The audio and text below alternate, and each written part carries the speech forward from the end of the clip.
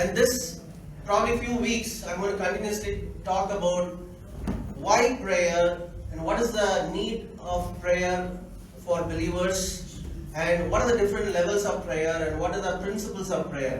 మనం ఈ యొక్క ప్రార్థన అంశం గురించే మనము చర్చించుకుందాము ఇంకా ముందు కూడా. ఎందుకంటే ఈ యొక్క ప్రార్థన అవసరం చాలా ఉంది. ఎందుకంటే ఈ యొక్క ప్రార్థన చాలా గొప్ప శక్తి ఉంది. ఆ యొక్క విశ్వాస జీవితంలో ఈ యొక్క ప్రార్థన అనేటువంటిది ఎంతగా ప్రభావితం చేస్తుందో దాని గురించి తెలుసుకోవడానికి దీని గురించే మనం ముందు కూడా మాట్లాడుకుంటూ ఉన్నాం. So children, only one day you can, this Sunday you can sit and understand what is prayer is all about. Amen. And next week, yeah, probably once we go a little deeper, you can have your Sunday school. ఇక Sunday school children ఈ ఒక్క వారము ఇక ప్రార్థన అనేది చాలా important ఉంటుంది కాబట్టి ఈ ఒక్క వారం విన్నాము. నెక్స్ట్ వీక్ నుండి మనకి యథావిధిగా సండే స్కూల్ ప్రారంభం అవుతుంది. They are very excited to go back to Sunday school. I think last few weeks they didn't have Sunday school, but that's okay. This probably this week you can continue. ఇక Sunday school children వారికి మరి Sunday school miss అవుతుందని చాలా బాధపడుతూ ఉన్నారు. ఇదొక్క వారము యొక్క ప్రార్థనలో మనం ఏకీపిద్దాము. తర్వాత నుంచి మీరు చక్కగా సండే స్కూల్ కి వెళ్ళవచ్చు. Can you close the door? Okay, so why prayer is needed if God is all knowing and all powerful? అయితే దేవుడు సర్వశక్తి కలిగిన దేవుడు, సర్వజ్ఞాని. ఆయనకి అంతా తెలిసినప్పుడు మనం ఎందుకు ప్రార్థన చేయాలి? Quickly, can somebody tell why we need prayer? Why we need to pray? Even though God knows everything, God wants to hear it from our mouth. Okay, He wants to hear from us. Okay, any other answer why we need to pray? ఇంకా మీరు ఏమైనా చెప్పగలరా? ఎందుకు ప్రార్థన చేయాలి? అసలు ప్రార్థన If God is all knowing, everything He knows. దేవుడికి అంతా తెలుసు కదా, మళ్ళా మనం సమయాన్ని వెచ్చించి అక్కడ మనం ప్రతిరోజు ఎందుకు ప్రార్థించాలి? ఎందుకు ఇలా మాటలు చెప్తూ ఉండాలి? So that we don't forget about God. We We don't don't forget that we belong to we God. need God. Okay. మనము దేవుడితో, మనకి దేవుడు ఉన్నాడు అనేటువంటి ఉద్దేశంతో ఉండాలి అని అంటున్నారు brother. Okay. So Jesus Himself said in Matthew 6:7-8, when you pray, do not use vain repetitions as the heathen do, for they think that they will be heard for the many words. Therefore, do not be like them, for your Father knows the things that you have need of before you ask Him. మత్తయి సువార్త 6వ అధ్యాయం 7-8 వచనాల్లో చెప్పబడింది, మరియు మీరు ప్రార్థన చేయనప్పుడు అన్యజనుల వలె వ్యర్థమైన మాటలు చెప్పవద్దు, విస్తరించి మాట్లాడటం వల్ల తమ మనవి వినబడునని వారు తలంచుచున్నారు. మీరు వారి వలె ఉండకుడి, మీరు మీ తండ్రిని అడుగక మునిపే మీకు అక్కరగా ఉన్నవేవో ఆయనకు తెలియను. Right, so we heard few things about, we heard Pritika saying that God want to hear from us, right? And brother was saying about like we are depending on God so that our trust in God will increase. ఇక ప్రతి కారణం అలాగే సోదరుడు చెప్పినట్లుగా మన యొక్క ప్రార్థన, మనకి యొక్క నమ్మకము దేవుడి మీద ఉంచాలి. దేవుడు మనం మర్చిపోకుండా ఆయన ధ్యానించాలి, ఆయనకి మనం మొరపెట్టాలి అని చెప్పబడుతుంది. So we are going to look into even more deeper on, there is a principle of prayer. ఇక్కడ ఒక లోతైనటువంటి ఆ యొక్క ప్రార్థన నియమం అనేది ఇక్కడ ఉన్నది. God's kingdom, the world, the universe, all works on principles. Otherwise it will be chaotic mass, right? It will be like one planet will dash on each other and then it will be a chaotic mass, right? But God works on principles. Based on principles only God moves things in this world. ఇక మన విశ్వం చూసినటువంటి ఆ విశ్వం అనేది దేవుడు కొన్ని నియమాలు చొప్పున దీన్ని నడిపిస్తూ ఉన్నాడు. ఆ నియమం చొప్పున కనుక అది నడవకపోయినట్లయితే ఒక గ్రహము ఇంకో గ్రహము అవి గుద్దుకొని అవి చాలా ప్రమాదకరమైన స్థితిలో ఉంటాయి. దేవుడు నియమాల చొప్పున నడుస్తూ ఉంటాడు, ఆయనకంటూ కొన్ని నియమాలు ఉంటాయి. So here Jesus is saying that Father God knows the things that you need of before you ask Him. That He already knows what you really need. ఇక్కడ యేసుక్రీస్తు ఏం చెప్తున్నారంటే, మీ యొక్క తండ్రి అయినటువంటి దేవునికి మీకు ఏవైతే అక్కరగా ఉన్నావో అవన్నీ తండ్రికి తెలుసు అని చెప్తున్నాడు. Because otherwise like it will be a little hypocritical, right? Like you still come to me, I know what you need, but you still come and ask, right? It will not look a relationship, proper relationship, that as if like our bosses, some cruel bosses, I know what you need, but you come and ask, right? Not like that. God is a loving Father, and He already knows what we need, but still God asks us to pray because of a principle. అక్కడ ఏదో దేవునికి తెలుసు కదా, అయినా సరే మనం ఎందుకు వెళ్ళి చెప్పాలి అంటే ఇది ఇలా ఉండదు. ఏదంటే ఒక చెడ్డ యజమానుడు ఉన్నాడు అనుకోండి, అతనికి అన్నీ తెలుసు దాసునికి ఏం కావాలో, కానీ తను వచ్చి అడిగేంత వరకు నేను ఇవ్వను అనేటువంటి చెడ్డ మనస్తత్వం కాదు దేవుడిది.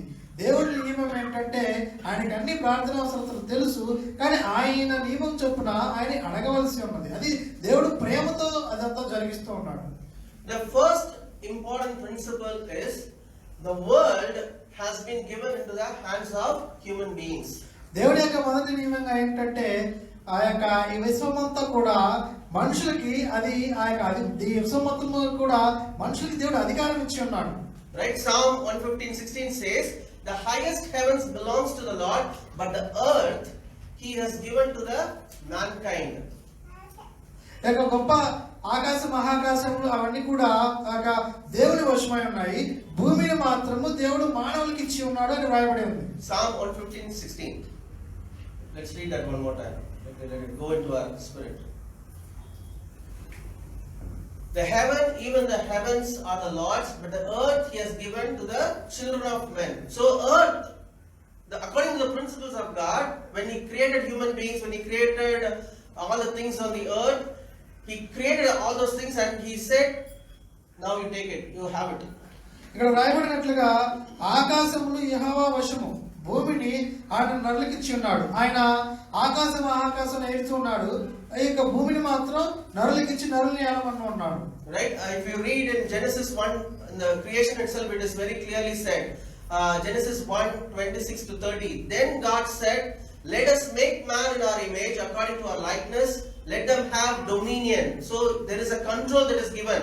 Let them have dominion over the fish of the sea, over the birds of the air, and over the cattle, over all the earth, and over every creeping thing that creeps on the earth.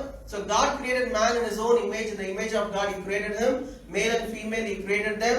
Then God blessed them, and God said to them, be fruitful and multiply, fill the earth and subdue it, have dominion over the fish of the sea, over the birds of the air, over living thing that moves on the earth. So everything that God is giving in the hands of human beings. ఇక్కడ ఆదికాండం 1:26-27 చెప్పినట్లుగా ఆయన స్వరూపమందు మన పోలిక చొప్పున నరులను చేదుము, వారు సముద్రపు చేపలను, ఆకాశ పక్షులను, పశువులను, సమస్త భూమిని, భూమి మీద ప్రాకు ప్రతి జంతువుని ఏలుదురుగాక అని పలికెను. దేవుడు తన స్వరూపమందు నరుని సృజించెను, దేవుని స్వరూపమందు వారిని సృజించెను, స్త్రీని గాను పురుషుని గాను వారిని సృజించెను. దేవుడు వారిని ఆశీర్వదించెను, ఎట్లనగా మీరు ఫలించి అభివృద్ధి పొంది విస్తరించి భూమిని నిండించి దానిని లోపరుచుకునుడి, సముద్రపు చేపలను, ఆకాశ పక్షులను, భూమి మీద ప్రాకు ప్రతి జీవిని ఏడని దేవుడు వారితో చెప్పెను. Right? So we clearly see here that God created the earth and gave everything that is there on the earth in the hands of man. ఇక దేవుడు ఆ భూమిని, భూమిలో ఉన్న సమస్తాన్ని సృష్టించి వాటన్నిటిని కూడా మనిషికి ఇచ్చి ఉన్నాడు. For us to understand a little bit more easily, I'll give you an example where think of you are giving a big land, a property, a big land or a property, and you are giving that as a lease, say for 50 years or 100 years to another person. ఇక్కడ మనకి ఇది చాలా అర్థం అవడానికి కోసం ఒక ఉదాహరణ చెప్పుకుందాం. ఒక భూమికి ఒక ఓనర్గా ఉన్నటువంటి ఒక అతను, ఆ యజమానుడు ఇంకొక వ్యక్తికి ఒక 50 సంవత్సరాలు కానీ లేదా 100 సంవత్సరాలు కానీ లీజుకి ఇచ్చి ఉన్నాడు అనుకుందాం. అంటే 100 సంవత్సరాల వరకు ఇంకొక అధికారం కింద ఉంటుంది. Right? Once that person got it for lease, then that person can build a house, build a factory, build a graveyard, whatever he want to do, he can do. Once it is taken as a lease, it is under his control. అతను ఎప్పుడైతే లీజ్గా యజమాని దగ్గర తీసుకుంటాడో ఆ తర్వాత ఆ భూమిలో తన ఫ్యాక్టరీలు నిర్మించవచ్చు, లేదా గొప్ప గొప్ప భవనాలు నిర్మించవచ్చు, లేదా దాన్ని ఒక శ్మశానం కూడా మార్చవచ్చు. అది తన ఇష్టం, తనకి ఇవ్వబడింది. Right? It is given to him and he can do whatever he want. అది తనకి ఇవ్వబడ్డది కాబట్టి తనకి ఆ టైం వరకు తను ఏమైనా చేయొచ్చు, దాని మీద పూర్తి అధికారం ఉంది. So the owner now, after given for lease, he cannot go and sit in the land and say, why you are building this house, why you are building this house. He cannot ask those questions. Already it is given for lease, it is in the responsibility of that person. అక్క భూమికి అక్క నిజమైన యజమాని ఎవరు ఉన్నారో అతను ఇచ్చి వేసిన తర్వాత లీజుకి ఇప్పుడు ఇతనికి అధికారం ఉంది. అంతేగాని ఆ యొక్క యజమానుడు వచ్చి ఆ యొక్క భూమిలో కూర్చొని నువ్వెందుకు అది చేసావు ఇది చేసావని ఇతన్ని ప్రశ్నించడానికి ఏమాత్రం లేదు. ఎందుకంటే అది 100 సంవత్సరాలకు ఇవ్వబడింది కాబట్టి ఆ 100 సంవత్సరాల వరకు ఇతనికి ఎట్లాగైతే ఏమైతే చేయాలనుకుంటాడో అదే చేస్తాడు. So if the man, the person who got it for lease, if he builds a house, out of respect, he can call that person because he gave this land for lease. Please come and stay in my house for a day or visit my house. He can invite him to come. ఆ యొక్క తీసుకున్నటువంటి యొక్క వ్యక్తి ఆ యొక్క భూమిలో ఒక మంచి భవనాన్ని నిర్మించుకున్నట్లయితే తనకు ఇవ్వబడినటువంటి ఆ యొక్క యజమాని తనని పిలుచుకొని తనకి ఏదో దాన్ని చూడటానికి లేదా కొంచెం సేపు ఆ మంచిగా అందంగా కట్టిన నిర్మాణాన్ని చూడటానికి ఒక అతిథిగా పిలుస్తాడు. Amen. Without which the owner who has given that land for lease cannot come. It is legally not, even in this worldly terms also, legally it is not right for that person who after giving for lease he can go and barge into that place. ఇక మనం చూసుకున్నటువంటి మనకు ఉన్నటువంటి చట్టాల ప్రకారంగా చూసుకున్నప్పుడు కూడా ఒక వ్యక్తి ఆ లీజు పరంగా తీసుకున్న తర్వాత ఆ నిజమైనటువంటి ఆ ఓనర్ వచ్చినప్పుడు కూడా అతను ఇతనితో ఏమాత్రం కూడా ప్రశ్నించకూడదు, ఏమాత్రం కూడా తన నిబంధనలు చేయడానికి వీల్లేదు. Right? And then say within 10-15 years now you got a child, the person who got that land for a lease got a child, and then that child also owns that land. Now the father of that child gave that portion of the land to that child, and that child whatever he wants he can do in that place. ఆ యొక్క లీజుకు తీసుకున్నటువంటి వ్యక్తి ఆ యొక్క భూమిని చక్కగా చూసుకుంటూ ఉన్నాడు. ఆ తర్వాత తనకి ఒక 10 సంవత్సరాల తర్వాత కుమారుడు పుట్టినట్లయితే ఆ యొక్క కుమారుడికి తనకున్నటువంటి యొక్క భూమి మీద అధికారాన్ని ఇస్తే ఆ కుమారుడు కూడా దాన్ని చక్కగా చూసుకుంటూ ఉంటాడు. Right? And if that son is not proper and he is wanted to waste his property, he can now give that or sell that place to another wicked fellow. ఒకవేళ ఆ కుమారుడు దాన్ని చక్కగా చూసుకోకపోయినట్లయితే అప్పుడు తండ్రి ఏం చేయొచ్చు అంటే ఆ కుమారుడు దగ్గర నుంచి తీసివేసి ఇంకొకరికి ఇయ్యొచ్చు. No, what I'm saying is once that land is appointed for the son, then that son can give that land to anybody. It is under his control. He want to give to anybody, he can give that land to anybody. Okay, ఇక్కడ ఆ యొక్క కుమారుడికి ఎవరికైతే ఇవ్వబడి ఉన్నదో ఇప్పుడు ఆ యొక్క అధికారం కుమారుని చేతిలో ఉంది. ఆ యొక్క కుమారుడు తనకిష్టం వచ్చినటువంటి వారికి ఇవ్వచ్చు. అది మంచి వారికి ఇవ్వచ్చు లేదా చెడ్డ వారికి ఇవ్వచ్చు. Amen. That is how this world, once it has been created, the authority of whatever that God has given into hands of Adam and Eve, they gave that authority to another person. So till the lease is over, whatever the 100 years or whatever, till the lease is over, the owner cannot come. I gave it to you, you gave to somebody else. Till the lease is over, I cannot do anything about it. You have to manage. If you want me to come and help, you have to allow me. And then you have to give that permission. Only then I can come and do anything about it in the interim time of the lease period. ఆ యొక్క లీజుకు తీసుకున్నటువంటి ఆ వ్యక్తి ఆ వ్యక్తికి ఇప్పుడు చాలా బాధగా ఉంది. ఏంటంటే తన కుమారుడు వేరే వారికి ఇచ్చేసి ఉండడం లేదా దాన్ని పాడు చేస్తూ ఉన్నట్లయితే ఇతను నిజమైనటువంటి వాడిని ఎవరైతే లీజుకి ఇచ్చినారో వారు ఏమాత్రం వచ్చి ఈ యొక్క చెడిపోయినటువంటి యొక్క భూమిని విడిపించడానికి వీలేదు. ఎందుకంటే ఇక్కడ లీజుకు తీసుకున్నటువంటి వ్యక్తికి అధికారం అనేది ఉంది. ఒకవేళ ఆ యొక్క వ్యక్తి వచ్చి యజమాని దగ్గరికి వచ్చి ఇది నేను కనుక సరిచేయమని అని అడిగితే ఆ యొక్క యజమానుని స్వీకరించినట్లయితే అప్పుడు ఏదైనా చేయడానికి ఉంటుంది. Hallelujah. The same way, because now man has fallen away from God and started squandering the wealth, squandering all the things that has been given to him, now man has to allow God to come into his place to do something about the mess that he has created in him. దేవుడు మనిషికి ఇదే రీతిగా ఇచ్చి ఉన్నాడు. అయితే మనిషి తన దేవునికి దూరంగా వెళ్ళిపోయి తనకి ఇవ్వబడినటువంటి అధికారము సంపద మొత్తాన్ని కూడా దుర్వినియోగం చేసి ఉన్నాడు. అదంతా కూడా నాశనానికి నడిపిస్తూ ఉన్నప్పుడు మనిషి కనుక దేవుని దగ్గరికి వచ్చి ప్రాధాయపడి ఇదంతా చక్కదిద్దమని దేవుణ్ణి అడిగితే దేవుడు చేయగలుగుతాడు. Amen. That's why Jesus said in Luke 11:2, right? When you pray, say, Our Father in heaven, hallowed be your name. Your kingdom come. Your will be done on earth as it is in heaven.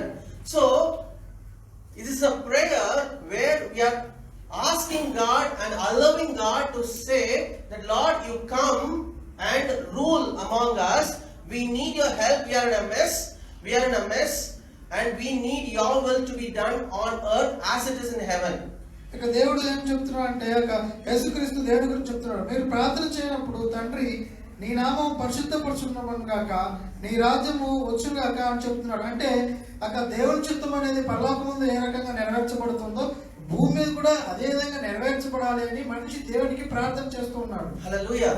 So till we allow God in our lives, say if I built a home in that leased land, right, and I built my house and I have a problem in one room, I can invite God and make him, Lord, there is a problem in one room, please come and help me.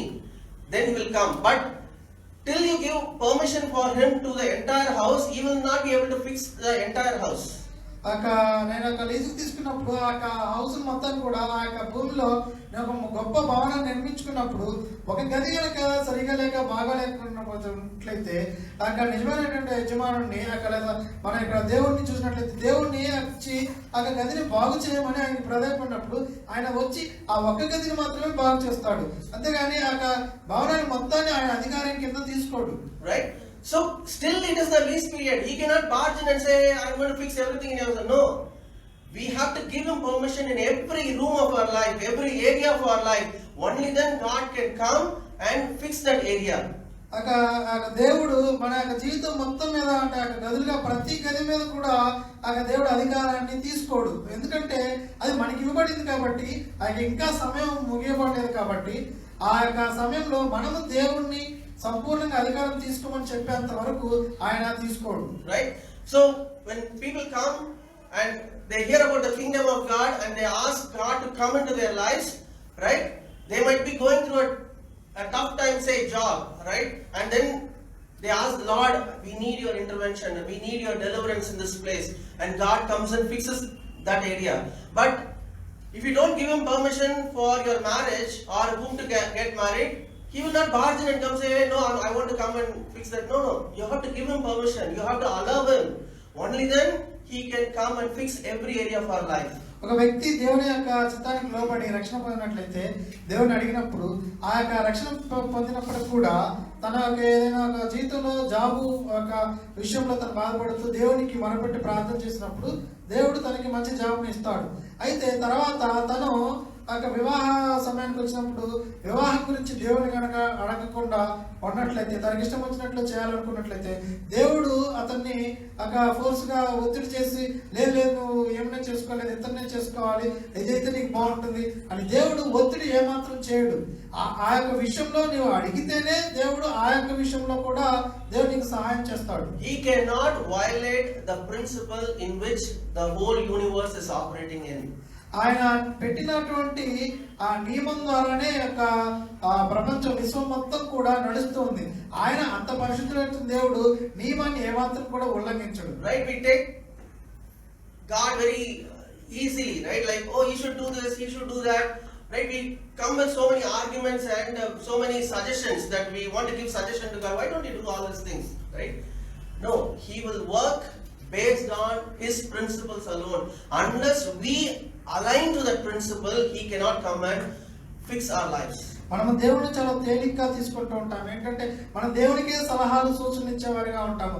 దేవుడు అది చేస్తే బాగుండేది, ఇలా చేస్తే బాగుండేది, అది లేకుండా ఇది చేస్తే బాగుండేది అని దేవునికే మనం సలహాలు ఇస్తూ ఉంటాం. ఆయన ఏమాత్రం కూడా తనకున్నటువంటి నియమ నిబంధనల్ని ఏమాత్రం కూడా ఉల్లంఘించడు. మనం కనుక ఆయన నియమ నిబంధనలో కనుక వెళ్ళినట్లయితే ఆ ప్రకారంగా దేవుడు మనకు సహాయం చేస్తాడు. Everything in our lives operates on principles, right? Right from the time of childbirth, right? From the time of like we get married or we work, everywhere we go there are principles, there are laws, and based on that only even children will be born only if a man and a woman comes together, right? We cannot say why two men get, that's all crazy things are going on now, right, in the world, right?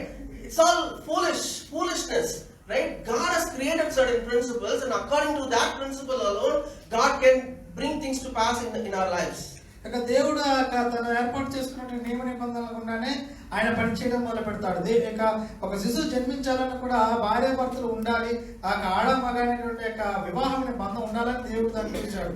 ఇప్పుడు చాలా మంది ఆ మగ పెళ్లి చేసుకుంటే ఎందుకు పుట్టరు అంటే పుట్టరు. ఎందుకంటే దేవుడు ఇచ్చినటువంటి ఆ యొక్క నియమం చొప్పున చేసినట్లయితేనే దానికి ఫలభరితంగా ఉంటుంది. Amen.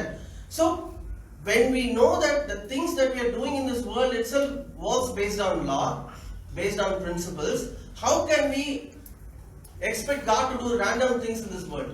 మనం చూస్తున్నటువంటి ఈ యొక్క విశ్వమే చాలా నియమ నిబంధనలతోటి ఆ యొక్క వాతావరణం అన్ని కూడా జీవన చక్రం కూడా అది మొత్తం కూడా నియమాలతో వెళ్తూ ఉంటుంది. అయితే వీటన్నిటికీ యొక్క దేవుడైనటువంటి యొక్క ప్రభు అయినటువంటి దేవుడికి ఆయన ఎందుకు మనం కోరుకుంటాం, ఆయన ఏది పడితే అది ఎలా పడితే అది చేయాలని. Amen. So if we need God to work in our lives, the principle is you have to invite Him, you have to pray to Him, and that's why Jesus said that your will be done on earth. You have to pray to the Father, Lord, let your will be done on earth. The part that I'm living in, the place, the house I'm living in, the family that I'm living in, let your will be done on earth as it is in heaven. అందువల్ల యేసుక్రీస్తు చెప్తూ ఉన్నారు, మనము ఎక్కడైతే జీవిస్తున్నామో, ఎలాంటి పరిస్థితులు అయితే ఉన్నామో, మన మీద, మన కుటుంబం మీద, మన యొక్క జీవితంలో దేవుని యొక్క చిత్తము పరలోకంలో ఎంతైతే సంపూర్ణంగా నెరవేర్చబడుతుందో మన జీవితాల్లో కూడా అలా నెరవేర్చబడాలని మనం నోరు తెరిచి ఆయన అడగవలసి ఉన్నది. That's why we need to pray. అందువలన మనం ప్రార్థన చేయాలి. If we want God in our lives, if we want God's blessing in our lives, if we want God to move in our lives and change things in our lives, we have to pray. మన యొక్క జీవితంలో దేవుడు పనిచేయాలన్నా, మన యొక్క జీవితంలో దేవుడు గొప్ప మార్పులు, మంచి యొక్క ఆశీర్వాదం కావాలన్నా ఖచ్చితంగా మనం ప్రార్థన చేయాలి. But all these things are till the time of the lease period of whatever 100 years that God has given to human beings. ఇదంతా కూడా ఒక లీజ్ పీరియడ్ లాగా ఉంటుంది. ఆ లీజ్ తీసుకున్నటువంటి యొక్క సమయంలో ఉంటుంది. అది ఒక 100 years అనుకుంటే 100 సంవత్సరాల వరకు ఇలాగే ఉంటుంది. After the lease period, then he owns the property again, right? We cannot do anything. 100 సంవత్సరాల తర్వాత ఆయన మనమేం చెప్పక్కర్లా, ఆయన తీసుకుంటాడు. And the things that are happening in this world, the lease period is coming to an end. ఈ యొక్క lease period అనేది ఈ యొక్క ప్రపంచంలో జరుగుతున్నది కూడా ఇది అంతం రాబోతుంది. After that, we cannot say why you are coming. It is His place. Your lease period is over. I am going to come and rule. That Jesus was going to come back again.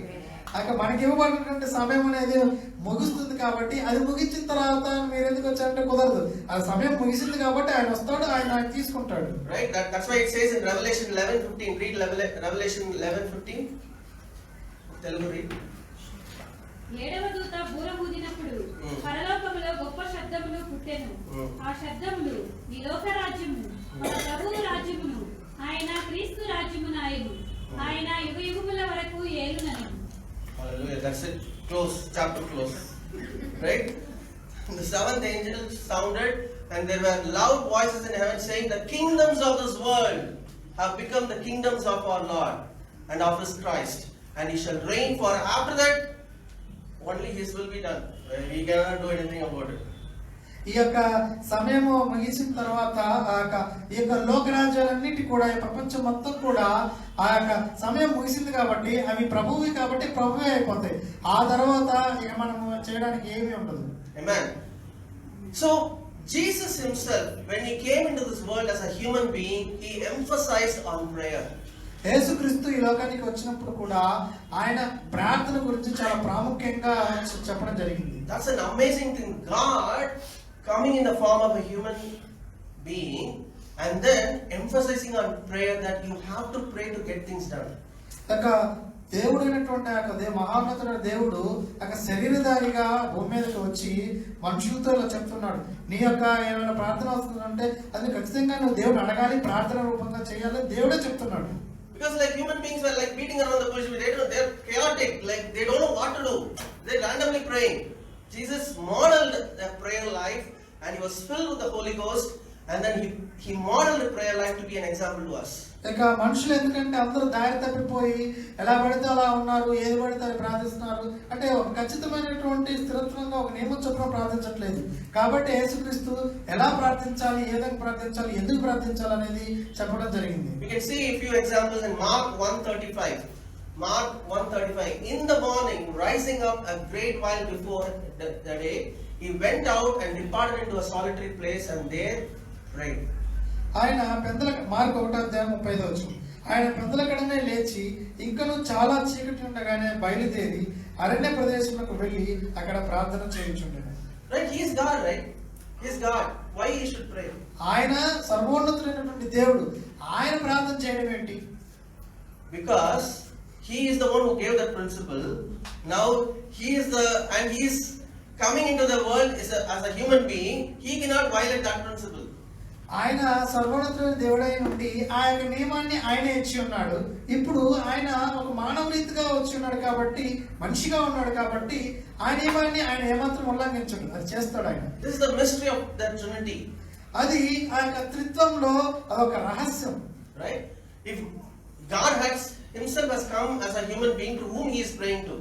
అయితే దేవుడే ఆ యొక్క మనిషిగా వచ్చి ఉన్నాడు. అయితే ఈ మనిషి అయిన దేవుడు ఎవరికి ప్రార్థిస్తున్నాడు? That's why God, though he is one, he manifests himself as God the Father, God the Son, and God the Holy Spirit. ఆయన దేవుడై ఉన్నాడు, త్రియేక దేవుడై ఉన్నాడు. ఆయన యొక్క భూమి మీదకి వచ్చినప్పుడు కుమారుడిగా ఉన్నాడు. అలాగే ఆయన పరిశుద్ధాత్మ దేవుడై ఉన్నాడు. ఆయన 3 రకాలుగా ఆయన తను ప్రత్యక్షపరచుకుంటూ ఉన్నాడు. Right? Just think of a son comes from your own body, right? And then he is a separate person now.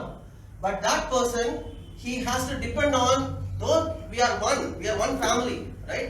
Ultimately we are one family.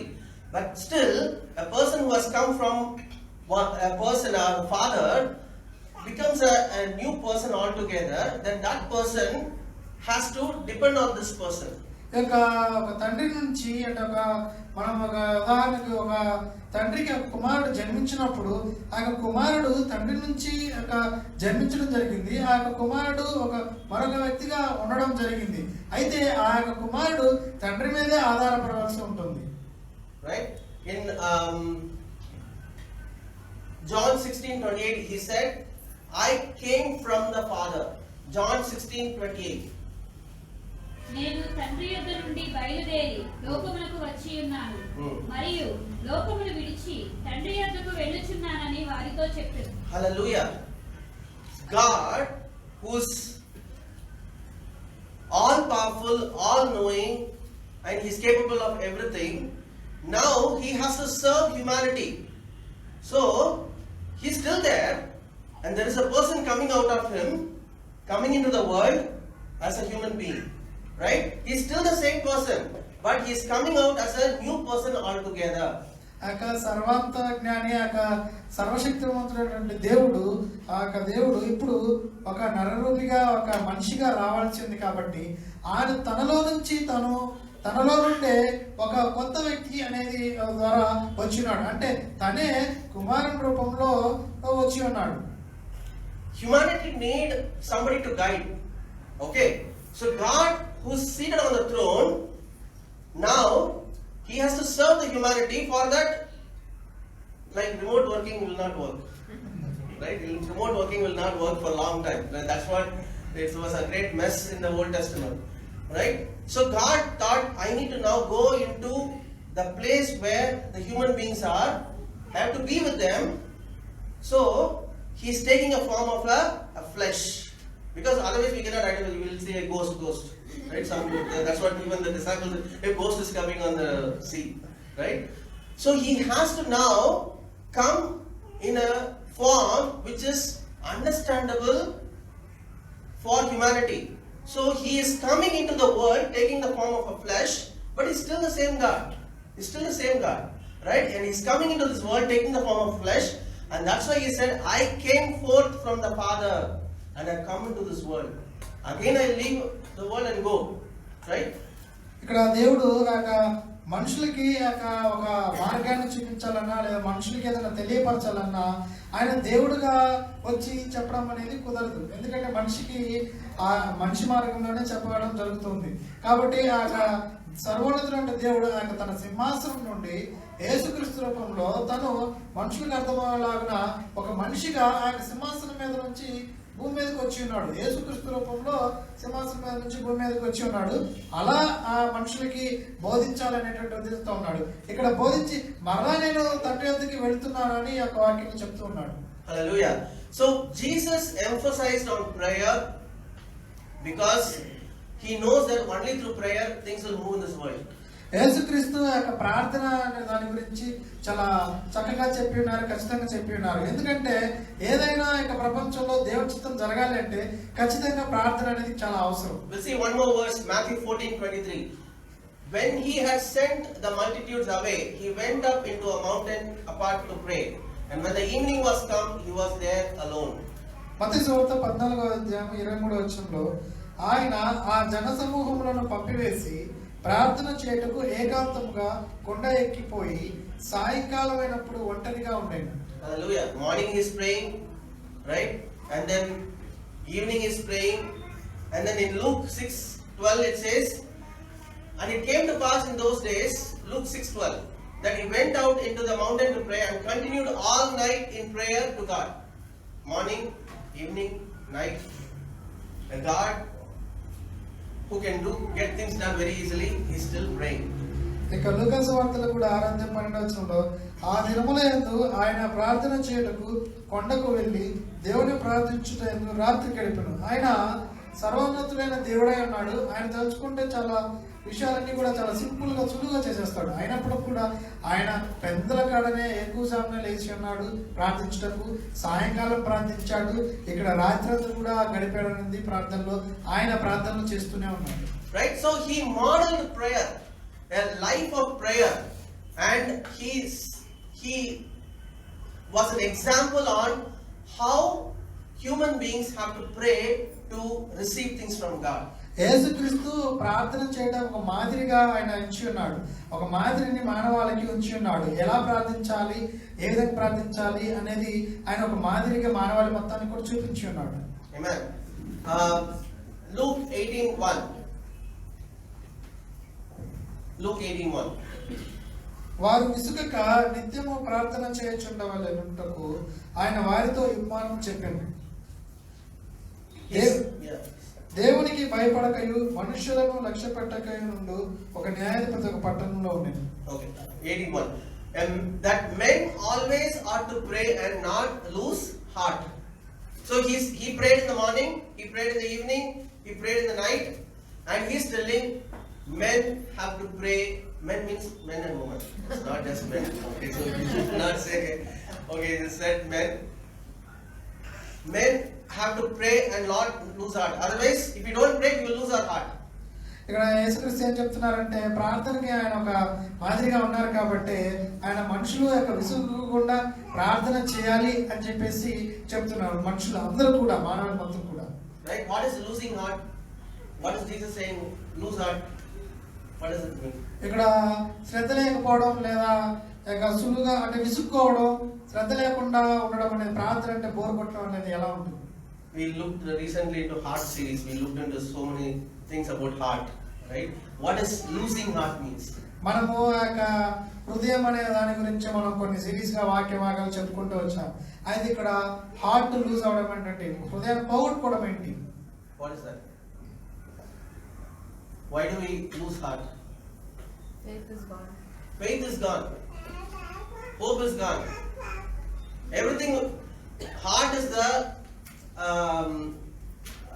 what is a fountain of all our hope, all our faith, and all our love. If heart is gone, all faith, hope, love, everything will be gone. Will be empty. Will be like just a dry person roaming here and there. యొక్క విశ్వాసాన్ని కనుక కోల్పోయినట్లయితే హృదయం అనేది సమస్త జీవధారలు దానిలో ఉంటాయి కాబట్టి హృదయం అనేది పునాది మనిషికి. అది కనుక హృదయం కనుక అందులో ఉన్న నిరీక్షణ కనుక కనుమరుగైపోయినట్లయితే హృదయమే పాడైపోయినట్టు ఉంటుంది. Right? Understand this. Heart is the source of how to show love to a person. Through not mind. Right? You show love. That's why like put a heart symbol, right? Like they put a I love you or I love India. They'll put a heart symbol, right? Love flows from heart. Faith that I can do this, right? I do have a hope that something good will happen. Everything happens in the heart, right? If you don't pray, heart itself is gone. With that, everything will be going away. ఇక హృదయం అనేది చాలా ప్రాముఖ్యమైనటువంటి విషయం. ఎవరైనా ప్రేమించాలి అన్నా లేదా ఒకరి వైపు ప్రేమ చూపించాలన్నా కానీ అది హృదయంలో నుండి రావాలి, కానీ కేవలం మెదడు నుండి ఒక ఆలోచన వస్తే సరిపోదు. కాబట్టి మనం ఏదైనా ఒక పని చేయాలన్నా, దానికి ఒక ప్రార్థన చేయాలన్నా కానీ దానికి హృదయం అనేది ఉండాలి. ఒకవేళ ఆ యొక్క హృదయం అనేది స్థిరత్వంగా లేకపోతే అక్కడ ఏమీ ఉండదు. Right? Jesus said that this kind of a situation will come in the end times, end days. ఇలా ఈ యొక్క హృదయాన్ని పోగొట్టడం లేదా నిరీక్షణ లేకుండా ఉండడం అనేటువంటి యొక్క సంఘటనలు అంత్య దినాల్లో సంభవిస్తుందని దేవుడు చెప్తూ ఉన్నాడు. Terrifying things will happen where people's heart will stop. This has happened. What will happen now? ఒక భయంకరమైనటువంటి విషయాలు అనేవి జరుగుతూ ఉంటాయి. ఆ యొక్క మార్పుల వల్ల మనిషి హృదయం అనేది కోల్పోవడం జరుగుతుంది. ఇప్పుడు ఏం చేయాలో అర్థం కాని పరిస్థితిలో ఉంటాడు. Right? Last year Corona was just one thing, right? But Bible says Luke 21:26, we read Luke 21:26. ఆకాశమందలి శక్తులు కదిలింపబడును Hmm. కనుక లోకము మీదకి రాబోచున్న వాటి విషయమై భయము కలిగి మనుషులు ఎదురు చూచుచు ధైర్యము చెడి కూలుదురు. What happens? Men's heart will fail. What it's saying? Men's hearts failing them from fear and the expectation of those things which are coming on the earth, for the powers of heaven will be shaken. There are so many things that will be happening. Bible says that one more time the heaven and the earth will be shaken. It will be shaken in such a way that only the people who are remaining and praying will stand. All others will fall because their hearts will fail. When the hearts fail, everything will go along with it. యొక్క ఆకాశం భూమి అనేది కదిలించబడుతుంది. ఎందుకంటే ఇది మరొకసారి కదిలించబడుతుంది. ఎందుకంటే ఇది ఇలా కదిలించబడినప్పుడు ఎవరైతే దేవుని మీద ఆధారపడి ప్రార్థన చేస్తూ ఆయన్ని జ్ఞాపకం ఉంచుకొని ఆయన మీద ఆధారపడుతుంటారో వారు మాత్రమే కదిలింపబడకుండా స్థిరంగా ఉంటారు. మిగతా వారందరూ కూడా దేవుని మీద ఆధారపడలేదు కాబట్టి ఆ జరుగుతున్నటువంటి భయంకరమైన సూచనలన్నీ, ఆ శ్రమలన్నీ చూసి వారు ధైర్యం చెడిపోయి కూలిపోతారు. Hallelujah. See, this is very important. The reason that we are looking into the subject of heart, we are looking into the subject of prayer, all these things, because it's a time that we are living in where so many heart gripping things will happen, and unless our faith is upon God, unless we have a proper prayer life, we just think that, okay, my life is gone, there's no hope for me, right?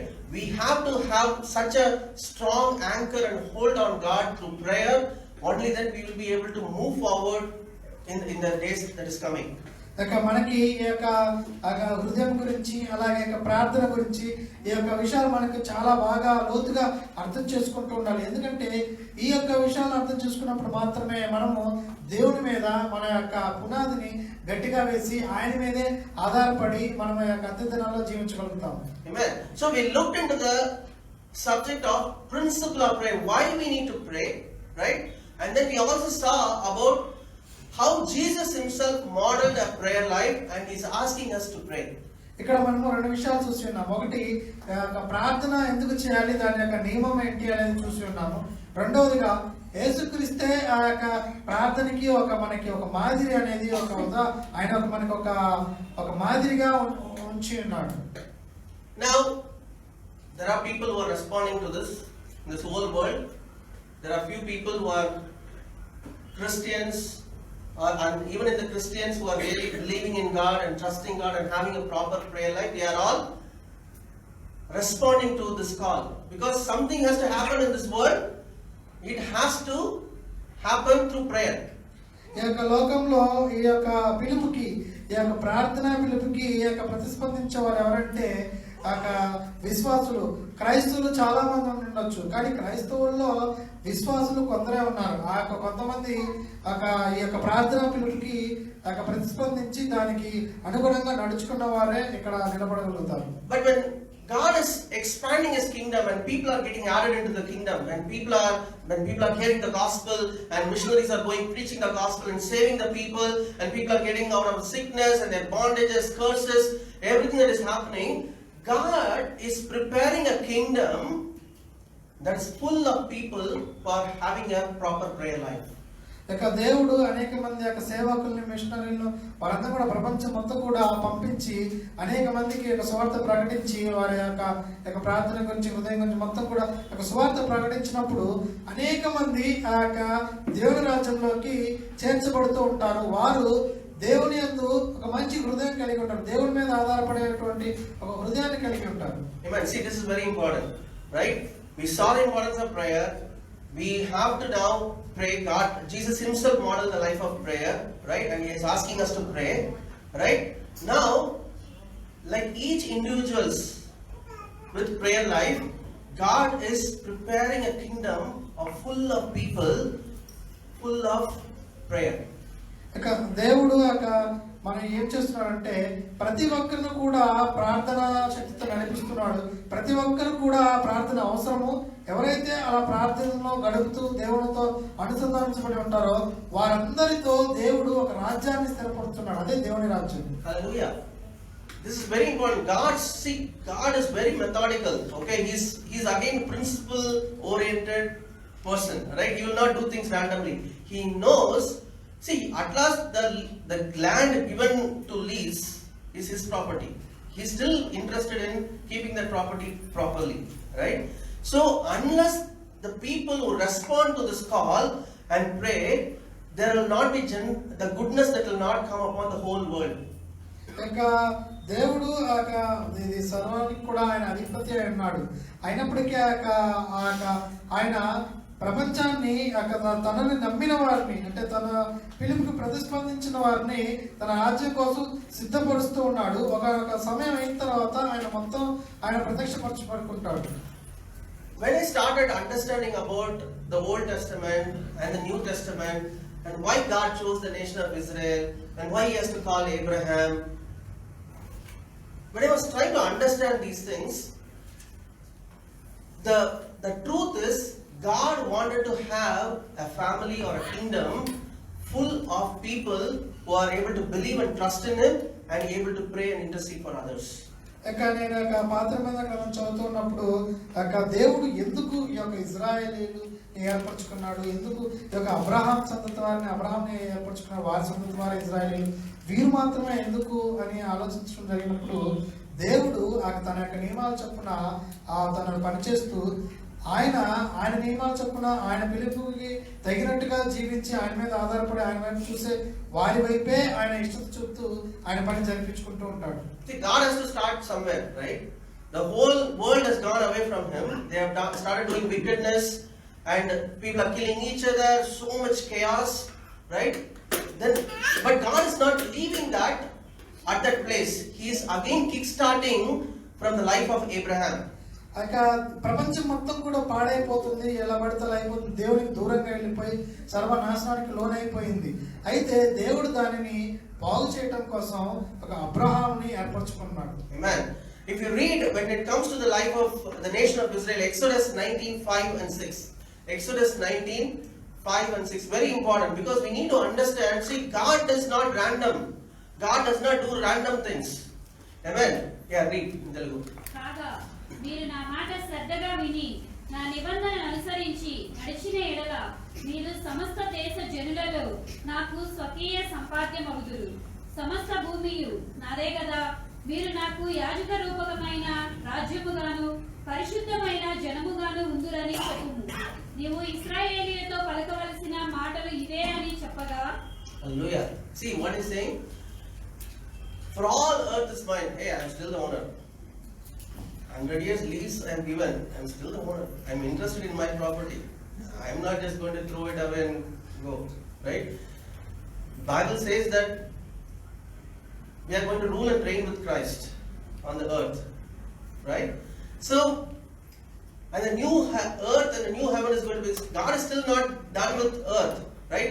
A new replenished earth is even going to be created in sometime in future. But still, God is interested in the earth for the sake of the people who are living in the earth. So he's saying that, hey, he's telling to the people of Israel when they're coming out of Egypt, if you will indeed obey my voice, keep my covenant, right? I have made a covenant with you. Then you shall be a special treasure to me above all people, for all earth is mine. There are so many people, right? People have gone away from me. But you will be special treasure for what? You shall be to me a kingdom of priests and a holy nation. దేవుడు ఆ యొక్క Israel ప్రజల్ని ఐగుప్తు నుండి విడిపించినప్పుడు వారితో ఒక నిబంధన చేసి ఉన్నాడు. వారి యొక్క నిబంధన కనుక అనుసరించి, ఇక్కడ చెప్పబడినట్లుగా ఆ యొక్క నిబంధన కనుక అనుసరించి నడిచిన వల్ల మీరు సమస్త దేశం జనులలో నాకు స్వకీయ సంపాద్యం వదులని చెప్తున్నాడు. సమస్త భూమి కూడా ఆయనదే.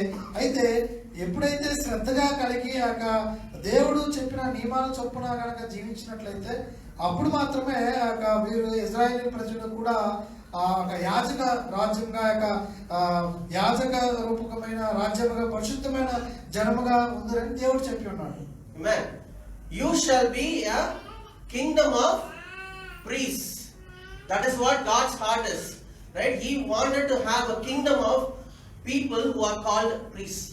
ఆయన ఒక రాజ్యాన్ని స్థాపించాలనుకున్నాడు. ఆ యొక్క రాజ్యంలో ప్రతి ఒక్కరు కూడా యాజకులుగా ఉన్నటువంటి రాజ్యము ఆయన యొక్క రాజ్యంలో ఉండాలి.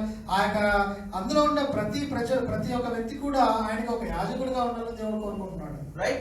And through that kingdom, he wanted to expand the kingdom throughout the world. That these priests will keep praying so that God's kingdom will expand throughout the world. ఎవరైతే ఆ యొక్క యాజకులుగా దేవుని రాజ్యంలో ఉండడానికి ఇష్టపడతారో వారి ద్వారా ఆ యొక్క భూమి ప్రపంచం మొత్తాన్ని కూడా ఆ యొక్క, ఎందుకంటే వీళ్ళు యాజకులు ప్రార్థన చేసినప్పుడు మిగతా ప్రదేశాలన్నీ కూడా, దేశాలు కూడా మారుతూ ఉంటాయి. ఆ యొక్క దేవుని రాజ్యం అనేది అలా విస్తరిస్తూ ఉంటుంది. See, strategy is still the same. God wanted to take complete control of the leased property, right? But there are most of the people have gone away. So he has to choose some people, right? The nation of Israel, or the Abraham and the nation of Israel, so that again he want to get back whatever he has leased out. It is God is still interested in his property. ఆ యొక్క దేవుని ఈ భూమి మొత్తం కూడా ఆయనదే కాబట్టి దీని మీద సర్వాధికారం ఆయనకు ఉంటుంది. కాబట్టి ఆయన మనకి ఇచ్చి వేసిన తర్వాత కూడా ఆయన మనల్ని ఒత్తిడిగా చేసి ఏం చేయట్లేదు, కానీ దీని అంతటి కూడా మొత్తం స్వస్థపరచాలి లేదా మంచిగా తీసుకురావాలనే ఉద్దేశంతో ఆయనకి ఎవరైతే మాట వింటారో వారిని దేవుడు ఏర్పరచుకున్నాడు. వారే ఇజ్రాయేలీయులు. Amen. But then what happened to the nation of Israel? They all started worshipping other gods. We don't need most other Christians today are like that, right? We worship many other things, idols, right? Our job becomes an idol, right? Family can become an idol. But God, the nation of Israel started worshipping other gods. They did not obey. So what is the condition? You will indeed obey my voice and keep my covenant. They did not keep his covenant. They broke the covenant, right? And they did not obey the voice, and they started worshipping other idols and other gods of the nations. And the purpose for which God called the nation of Israel was broken, completely broken and smashed. ఇక దేవుడు ఏ ఉద్దేశంతో అయితే ఆ Israel ప్రజల్ని ఏర్పరచుకున్నాడో ఆ ఉద్దేశం మొత్తం కూడా అది అంతమైపోయినట్లుగా, అది చాలా మొత్తం అందరూ కూడా ఇజ్రాయేల్ చాలా మొత్తం కూడా మొత్తం అన్య దేవతల వైపు వెళ్ళిపోయి, విగ్రహాల వైపు వెళ్ళిపోయి, మాకు ఈ దేవుడు వద్దన్నట్లుగా వెళ్ళిపోయి ఉన్నారు. ఇప్పుడు ఉన్నటువంటి క్రైస్తవులు కూడా చాలా మంది కూడా అనేక విగ్రహాలతో నిండుకున్నారు. జాబ్ కావచ్చు, ధనం కావచ్చు, లేదా మిగతా ఏదైనా విషయాలు కావచ్చు, దేవుని గురించినటువంటి మర్చిపోయి తమ యొక్క జీవన విధానాన్ని ఒక విగ్రహంగా ఉన్నటువంటి వారు కూడా ఉన్నారు. Right? But God does not give up on the plan. He relentlessly pursues till he gets things done. That's our God. అయితే మన దేవుడు ఎలాంటి దేవుడు అంటే మంచి దేవుడు. ఆయన తన ఉద్దేశాలని ఏమాత్రం మర్చిపోయే దేవుడు కాదు. తన యొక్క ఉద్దేశాలని ఆయన ఏమాత్రం మర్చిపోకుండా ఎవరైతే ఒకళ్ళు ఒబీడియన్స్ చూపించిన, విధేయత చూపించిన వారి ద్వారా దేవుడు తన ఉద్దేశాన్ని నెరవేర్చారు. దేవుడు దాన్ని మాత్రం వదిలిపెట్టలేదు. Right? And that's why Jesus came into this world. He modeled a life of prayer. He was teaching people, hey, you guys are losing out and you're giving it to the enemy, whatever that has given to you, right? So he modeled a life of prayer, and the church was born. The church is born to fulfill this thing, this commandment, to become kingdom of priests. ఇక యేసుక్రీస్తు అందుకే మన వాళ్ళకి చెప్తూ ఉన్నాడు, మీరు ఈ యొక్క దేవుని యొక్క పిలుపుని మర్చిపోయి వెళ్ళిపోతూ ఉన్నారు, మీరు అలా వెళ్ళకూడదు, మీరు యొక్క దేవుని యొక్క పిలుపులో ఉండాలి అని చెప్పి యేసుక్రీస్తు ప్రజలకు చెప్పడం జరిగింది, మనకు చెప్తూ ఉన్నాడు. కాబట్టి ఇలా యేసుక్రీస్తు చెప్పినట్టుగా చేయడం ద్వారా దేవుని యొక్క ఉద్దేశాన్ని అయినటువంటి ఆ యొక్క యాజక రూపమైనటువంటి ఆ యొక్క రాజ్యాన్ని మనం విస్తరించవచ్చు. Read this words, kingdom of priests and a holy nation, right? This is what is said in Exodus 19:5-6. Kingdom of priests and holy nation. How it will happen? If you will obey my voice. కాగా మీరు నా మాట శ్రద్ధగా విని నా నిబంధనను అనుసరించి నడిచిన యెడల మీరు సమస్త దేశ జనులలో నాకు స్వకీయ సంపాద్యమగుదురు. సమస్త భూమి నాదే కదా, మీరు నాకు యాజక రూపకమైన రాజ్యముగాను పరిశుద్ధమైన జనముగాను ఉందిరని చెప్పు. Right? Now we'll go into 1 Peter 2:9. 1 Peter 2:9. అయితే మీరు చీకటిలో నుండి ఆశ్చర్యకరమైన తన వెలుగులోనికి మిమ్మల్ని పిలిచిన వారి గుణాతిశయములను ప్రచురము చేయి నిమిత్తము ఏర్పరచబడిన వంశమును, రాజులైన యాజక సమూహమును, పరిశుద్ధ జనమును, దేవుని సొత్తైన ప్రజలునై ఉన్నారు. There what did we see? Kingdom of priests and a holy nation. Here what it is saying? You are a chosen generation, a royal priesthood. Again it's coming. See, just see the work of the Holy Spirit. It is written by Moses many thousand years back, many thousand years back. Here Peter is writing after many thousand years after what Moses has written. The same words, right? A royal priesthood and a holy nation. A royal priesthood and a holy nation. ఇక పాత నిబంధన గ్రంథంలో మోషే చేత దేవుడు రాయించినప్పుడు అది దానికి కొత్త నిబంధన గ్రంథంలో ఇక్కడ పేతురు రాసిన పత్రికలోనికి రెండు కూడా ఒకటే. అయితే అక్కడి నుంచి ఇక్కడికి అనేక సంవత్సరాలు పట్టినప్పుడు కూడా దేవుడు తన యొక్క ఉద్దేశాన్ని మాత్రం ఏమాత్రం కూడా మర్చిపోలేదు. ఆ ఉద్దేశాన్ని తను అనుకున్న దాన్ని తన ప్రజల ద్వారా చేస్తూనే వచ్చి ఉన్నాడు. కాబట్టి ఇక్కడ రాజులైన యాజక సమూహము, ఏర్పరచుకున్న వంశము, పరిశుద్ధ జనమును అనేటువంటి మనల్ని కూర్చున్నటువంటి వాక్య భాగం చెప్పబడి ఉంది. Hallelujah. So God is still pursuing the people to become kingdom of priests. దేవుడు మనుషుల్ని విడిచిపెట్టలేదు, ఎందుకంటే దేవుడు మనుషుల్ని తన యొక్క రాజ్యంలో యాజకులుగా ఉంచాలని కోరుకుంటూ ఉన్నాడు. Hallelujah. And that's the reason the church or the in the Old Testament it was a temple, now it is a church. And if you read in Isaiah 56:7, it says, my house shall be called a house of prayer for all nations. Right? God established the Old Testament temple for the priesthood. God has established the church also for the priesthood, so that the church or the house of God will be called a house of prayer for all nations. I am not just interested in Israelites or some people. I want all the nations who have gone away from me. I want them to come back. And for that, the church has to become a house of prayer. That's the calling. Not just some blessing in this world and die and gone. Go to heaven, go to heaven. No. We are supposed to bring God's kingdom back. The people have gone away from Him. To bring them back. For that, prayer is needed. Prayer is needed. The priesthood ministry is needed. And we need to bring all the people away who has gone away from God. దేవుడు పాత నిబంధన గ్రంథంలో ఒక ఆలయాన్ని సరిపరిచి ఉన్నాడు, ఎందుకంటే అక్కడికి వచ్చి దేవునికి మొరపెట్టడానికి, ప్రార్థన చేసుకోవడానికి, ఆరాధించడానికి ఉంటుంది. క్రొత్త నిబంధన గ్రంథంలో అయితే సంఘాన్ని స్థాపించి ఉన్నాడు. సంఘం ద్వారా, ప్రార్థన ద్వారా, సహవాసం ద్వారా దేవుని యొక్క మహిమ, ఈ యొక్క రెండింటి ముఖ్య ఉద్దేశం ఏంటంటే యెషయా గ్రంథం 56 అధ్యాయం 7 వచనంలో, నా ప్రార్థన మందిరంలో వారిని ఆనందింపజేసేదను, నా బలిపీఠం మీద వారు అర్పించు దానములను బలులను నాకు అంగీకారములను, నా మందిరము సమస్త జనులకు ప్రార్థన మందిరము పడును. ఈ యొక్క సమస్త జనములు అంటే మొత్తం దేశ ప్రతి ఒక్క దేశం నుండి కూడా అనేక మంది జనాలు కావాలి. కేవలం ఇజ్రాయేలీలు అనేది కాదు, ప్రపంచంలో ఉన్నటువంటి అందరూ జనాలు కూడా అందరూ ప్రార్థనలో ఏకీభవించాలి, వారిని దేవుడు ఒక రాజ్యంగా స్థిరపరచాలని దేవుడు కోరుకుంటున్నాడు. Hallelujah. This is the primary purpose of God saving us. అదే మనల్ని దేవుడు రక్షించబడడానికి ముఖ్య ఉద్దేశం. And that's why Jesus said, seek ye first the kingdom of God, become a priest first. Which means, what he's saying is, you better become a priest first. All the other blessings I will give. All the other things that is needed for your life I will give. Right? Do not seek the things like the heathen runs after this one, that one and all. Become a priest. Seek the kingdom of God first. Then I will bless you in all the things. If you are forgetting about this priesthood, the prayer life that God is calling us to do, and we run after other things, then we are not fulfilling the purpose that God has called us for. ఇక దేవుడు చెప్తున్నాడు మొదట ఆయన రాజ్యాన్ని ఆయన నీతిని వెతకమంటూ ఉన్నాడు. ఏంటంటే ఆయన రాజ్యాన్ని వెతకడం అంటే మొదట మనము యాజకులుగా ఉండాలి ఆయన రాజ్యంలో అని. మనం యాజకులుగా ఉన్నట్లయితే దేవుని యొక్క ఉద్దేశాలు అనేది భూమి మీద అది విస్తరించడానికి ఉంటుంది. అలా చేస్తూ ఉన్నప్పుడు దేవుడు ప్రతి విధమైనటువంటి ఆశీర్వాదం కూడా మనకు కావాల్సిన అన్నిటినీ కూడా ఆయన తీరుస్తూ పొంది మనల్ని నడిపిస్తూ ఉంటాడు. అలా కాకుండా అన్యజనుల వలె దేవుడిని ఎరుగని వారి వలె మనం కనుక ఉండేలా అది ఏమాత్రం కూడా ప్రయోజనకరం కాదు. Hallelujah. You're getting the point. Why God saved us? Why God has to save? Like we are born here and there.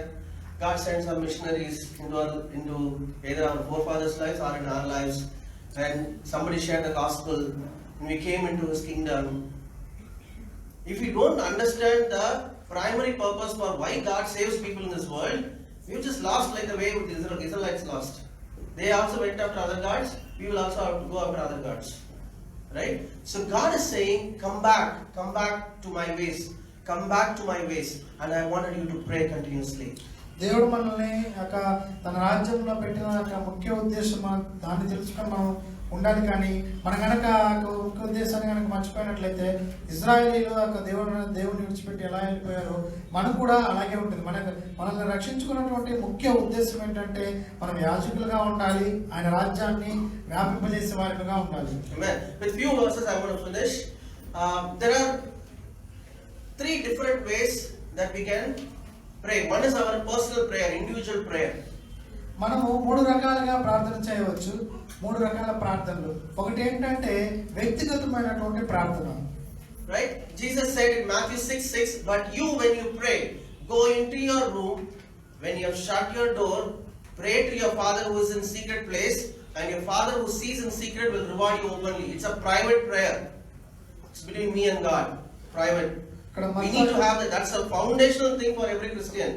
If we say, I'm going for a fasting prayer meeting once in a month, I don't care about my personal prayer, it will not work. You are a religious Christian, right?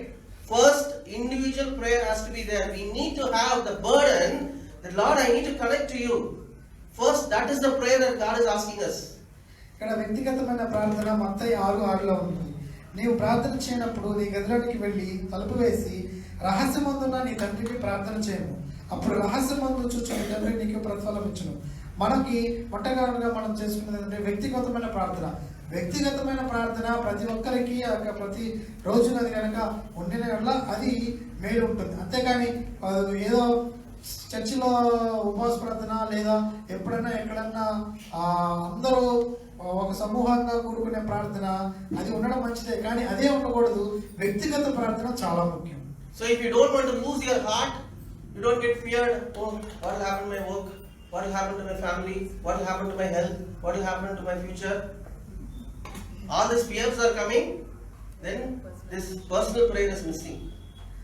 మనం కనుక భయపడుతూ ఉన్నట్లయితే ఏమవుతుంది, నా యొక్క ఫ్యామిలీకి, నాకు జాబ్కి, నా యొక్క ఏమవుతుంది, నాకు నా ఆరోగ్యం అవుతుందని మనం కంగారు పడుతూ బాధపడుతూ ఉన్నట్లయితే, భయపడుతున్నట్లయితే దాని యొక్క ఉదాహరణ ఏంటంటే మనం వ్యక్తిగతంగా దేవునితో ప్రార్థన లేవని దాని యొక్క ఉద్దేశం. Amen. That is why it says go into your room. It's a private, right? We tell people who are in hostels also, right? Find a time when your friend is not there. Pray. Shut your door. Pray. It's not like all 24 hours you are with your friends, right? If you have a hour, you take a separate room. That's okay, right? Spend money on these things. I need to put God first in my life, and I want to prioritize my prayer life. And let me spend even a little bit more. That's okay. మన వ్యక్తిగతంగా ప్రార్థన చేయాలని చాలా ప్రాముఖ్యం. కాబట్టి హాస్టల్లో ఉన్నటువంటి వారికి కూడా బ్రదర్ చెప్తున్నారు ఏంటంటే మీరు వ్యక్తిగతంగా మీ యొక్క రూమ్మేట్ లేనప్పుడు తీసుకొని తలుపు వేసుకొని లేదా వ్యక్తిగతంగా మీరు ఎక్కడైతే సమయాన్ని గడపగలుగుతారో వ్యక్తిగతంగా మీరు ప్రార్థించడం చేయాలి. ఒకవేళ ఇక చాలా మంది ఉన్న ప్రార్థన చేయలేకపోతే ప్రత్యేకంగా ఒక రూమ్ అంటూ తీసుకొని అక్కడ ఏదైనా దేవుని రాజ్య విషయమై మన దేని పెట్టుబడిగా పెట్టిన డబ్బులు లేదా సమయం పెట్టుబడిన అది మనకు ఆశీర్వాదం ఉన్నాయి. Right? It is even for the children. Right, children? You all need to pray separately. Right? ఇక పిల్లలకు కూడా We want our children to be model for, like Jesus was a model for the entire humanity. You have to be model in your schools. You have to be model in your society where you are living in. You have to have your individual prayer life. మీకు కూడా పిల్లలకు కూడా Sunday school పిల్లలకు కూడా మీకు వ్యక్తిగతమైన ప్రార్థన అనేది కావాలి. ఎందుకంటే ఫ్యామిలీగా ఉండడే ప్రేయరే కాదు, చర్చి ప్రేయరే కాదు, వ్యక్తిగతంగా పర్సనల్ గా మీరు కూడా దేవునితో వ్యక్తిగతంగా ప్రార్థన కావాలి. ఎందుకంటే మీరు కూడా ఒక మాదిరిగా ఉండాలి. మీ స్కూల్లో కానీ, మీ ఇంట్లో కానీ, మీ ఫ్రెండ్స్ మధ్య కానీ మీరు కూడా ఒక మాదిరిగా ఇతరులకు ఉండాలి. The next is Matthew 18:19. Matthew 18:19. Yeah, read Matthew 18:19. మరియు మీలో ఇద్దరు తాము వేడుకొను దేనిని గూర్చి అయినను భూమి మీద ఏకీభవించిన ఎడల అది పరలోకమందున్న నా తండ్రి వలన వారికి దొరుకునని మీతో చెప్పుచున్నాను. What is this prayer? 2 or 3 small group, probably a family prayer. This is called family prayer, right?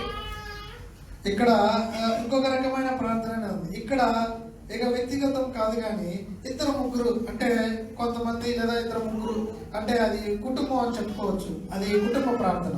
Man, 2 probably husband and wife till they get a child. Then the child also comes. One more get added, and that child also grows in prayer life, right? And then 2 or 3 minimum. That is what he said, right? It's a prayer of a family that you agree and pray for things related to your family, right? Things related to your extended family. Somebody is sick, your brother or sister is going through some tough time, right? Agree and pray. Once the children has grown to a certain level, brother and sister, brothers together, the same family can agree and pray for goodness of their own family, right? It's for their own family they are doing it, right? So if you want to see your family to prosper, Jesus is saying at least 2 or 3 please gather together and pray. ఇక్కడ ఇద్దరు ముగ్గురు ప్రార్థించడం అంటే అది ఖచ్చితంగా అది కుటుంబ ప్రార్థన అయి ఉంటుంది. కుటుంబ ప్రార్థనే. ఎందుకంటే ఇద్దరు అంటే కనీసం భార్యాభర్తలు తర్వాత ఫ్యామిలీ అంటే పిల్లలు వీళ్ళు వస్తూ ఉన్నప్పుడు అట్లా ప్రార్థించాలి. కుటుంబాన్ని గురించి, నీ యొక్క కుటుంబం గురించి నీవు ప్రార్థించాలి. మీ యొక్క కుటుంబాల గురించి మీరే ప్రార్థించాలి. మీ యొక్క కుమారుల గురించి కానీ లేదా మీకు ఉన్నటువంటి మీ ఫ్యామిలీస్ నుంచి అంటే అన్నదమ్ముడు లేక అక్క చెల్లెళ్ళు వదిన మీరు మీ ఫ్యామిలీ నుంచి బయటకి ఉన్నారు కాబట్టి వారి గురించి ప్రార్థన చేయాలి. మీ యొక్క కుటుంబ సభ్యుల గురించి మీరే ప్రార్థన చేయాలి. వారి యొక్క బాగోగులు, వారి ఆశీర్వాదం, వారు ఫలభరితంగా జీవించాలి అంటే మనం ప్రార్థించాలి మన కుటుంబాల గురించి. Amen. And the third is the one which is a church prayer. మూడవదిగా సంఘ ప్రార్థన, సంఘాన్ని గురించి ప్రార్థన. Right? 2 Chronicles 7:14. 2 Chronicles 7:14. నా పేరు పెట్టబడిన నా జనులు తమ్ము తాము తగ్గించుకొని ప్రార్థన చేసి నన్ను వెదకి తమ చెడు మార్గములను విడిచిన ఎడల ఆకాశము నుండి నేను వారి ప్రార్థనను విని వారి పాపమును క్షమించి వారి దేశమును స్వస్థపరచుదును. Amen. This is when group of people, his people coming together. He's saying my people. My people means not unbelievers, right? People who are redeemed by God, who are saved by his blood, they come together and pray. It says they humble themselves and pray and seek my face and turn from their wicked ways, then I will hear from heaven, I will forgive their sin and heal their land. So you want to see greater benefit for your city, for your state, for your nation. You want to see goodness. If you we cannot live in a place or work in a place where all the time somebody is shooting down, right? Like mafia gangs are roaming on the streets, right, shooting. Then you will be very happy. Anyhow, my job is secure. That's okay. Will you be happy?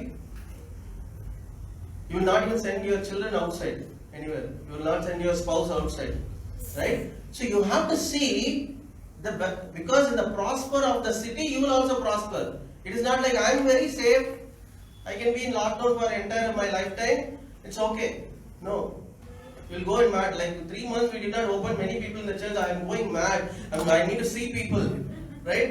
When we opened the church in June last year, people are saying like suicidal tendencies are coming, right? Yes, when we don't see the nation prospering, the city in which we are prospering, all these things the enemy will try to bring, right?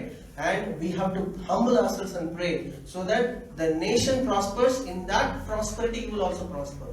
ఇక్కడ దేవుడు చెప్పినట్లుగా నా యొక్క ప్రజలు దేవుని చేత విమోచించబడినటువంటి దేవుని సంఘంగా ఉన్నటువంటి ప్రజలు తమను తాము తగ్గించుకొని దేవునికి ప్రార్థించినప్పుడు, అంటే ఆ యొక్క ప్రార్థన విజ్ఞాపన సమాజం కోసం, రాష్ట్రం కోసం, దేశం కోసం, మన యొక్క పట్టణం కోసం, మన యొక్క గ్రామం కోసం, అలా మనం మన చుట్టుపక్కల ఉన్న వారి కోసం ప్రార్థించినప్పుడు, అధికారుల కోసం ఇలా ప్రార్థించినప్పుడు ఏమవుతుందంటే ఆ ప్రదేశంలో ఆ యొక్క భూభాగంలో ఉన్నటువంటి చెడుతనాన్ని దేవుడు తీసివేస్తాడు. ఆ యొక్క భూమిని స్వస్థపరుస్తాను అంటున్నాడు. మనకి మన యొక్క సిటీలోనే చాలా చెడ్డగా కనుక ఉన్నట్లయితే మన యొక్క లైఫ్ పార్ట్నర్ని రోడ్డు మీద పంపించడానికి భయపడతాం, పిల్లల్ని స్కూల్కి పంపించడానికి కూడా భయపడుతూ ఉంటాం.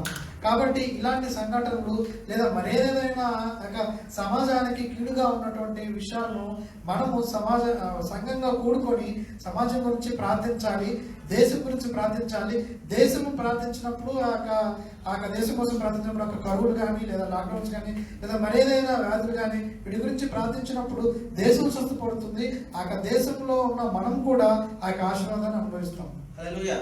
So don't jump directly into the third step. You have to start the first step. Let's have a first individual prayer, right? I will be found in all the prayer meetings. I will be there showing we don't need to show ourselves spiritual. God watches all our dramas and all our actings. Right? It is a God who rewards, right? At last, if we want reward from Him, at last we have to get from Him, right? We are ultimately praying to Him, right? We show up so much in public places, but we don't have any relationship with God in our private place. Then all those things will go in vain, right? So start your individual prayer. Have your disciplined prayer life, and then pray as a family. And then you pray in a church for the benefit of the place we are living in, for the benefit of the country we are living in, for the benefit of the world that we are living in. మనము direct గా మూడవ ప్రార్థన అంటే దేశం కోసం ప్రార్థనలోకి వెళ్ళకూడదు. ఎందుకంటే మనము అన్ని ప్రేయర్ మీటింగ్స్కి వెళ్తూ అన్ని ప్రార్థనలు చేస్తూ మనము వ్యక్తిగతంగా మనం దేవునితో సహవాస ప్రార్థనలు కనుక లేకపోతే మనం బయట ఎన్ని ప్రార్థనలకి ఎన్ని రోజంతా చేసినా కానీ అదంతా కూడా వ్యర్థంగా ఉంటుంది. ఎందుకంటే వ్యక్తిగతమైన ప్రార్థన కనుక లేకపోతే జీవితం ఏమాత్రం కూడా సక్రమంగా ఉండదు. అదంతా కూడా వేషధారణలుగా ఉంటుంది. కాబట్టి మనం వ్యక్తిగతంగా దేవుడితో సహవాసంలో ఉండి ప్రార్థిస్తూ ఉండాలి. తర్వాత కుటుంబంతో సహా కలిసి ప్రార్థించాలి, కుటుంబం గురించి ప్రార్థించాలి. తర్వాత సంఘంగా అందరం కూడుకొని మన దేశం కోసం, మన రాష్ట్రం కోసం, ఎవరి గురించి అయితే విజ్ఞాపన చేయాలో అదంతా మనం అప్పుడు చేయాలి. Okay, so this is the basics of prayer. We'll continue to look into deeper subjects on prayer in the coming weeks. And we need to be, again, this is the foundation. If we are not built on this foundation, everything you build will crumble down. Right? If the foundation is not strong, when we don't understand why God has called us to pray, why He knows everything, why He is asking us to pray, why it is working in certain way, the prayers are working in certain way. If we don't understand the basics, then you cannot build a top story, right? It'll crumble down. ప్రార్థన గురించినటువంటి చాలా ఇవన్నీ కూడా ఈ 3 రకాల ప్రార్థనలు అనేవి కూడా చాలా బేసిక్ అయినటువంటి చాలా ప్రాముఖ్యమైనటువంటి ప్రార్థన. మనం ఈ యొక్క ప్రార్థనలు కనుక మనం ప్రార్థించుకున్నా ఇంకా వేరే వాటికి ఆధ్యాత్మికంలో ఎదగాలి, ఇంకా వేరే చూడాలంటే అది సాధ్యపడదు. ప్రాముఖ్యంగా ఇట్లాంటి ప్రార్థన ఉండాలి. ఈ యొక్క ప్రార్థన గురించి మరి ఇంకా లోతుగా వచ్చే వారం మనం దీని గురించి చర్చిస్తాం. So the need of prayer, we need to understand that God asks us to pray because it's the principle in which He can move in our lives, and that is very important for us to understand. And then why God has saved us, that so that we can become the priests for God, the kingdom of priests for God. right? So that our life is blessed, our family is blessed, and our nation is blessed. ఇక దేవుడు ఇచ్చినటువంటి ఈ యొక్క ప్రార్థనా నియమాన్ని మనం పాటించి మనం అలా ప్రార్థించినప్పుడు మనము దేవుని యొక్క రాజ్యంలో యాజకులుగా ఉంటాము. అప్పుడు మనము ఆశీర్వదించబడతాము, మన కుటుంబం ఆశీర్వదించబడుతుంది, మన దేశం కూడా ఆశీర్వదించబడుతుంది. Amen.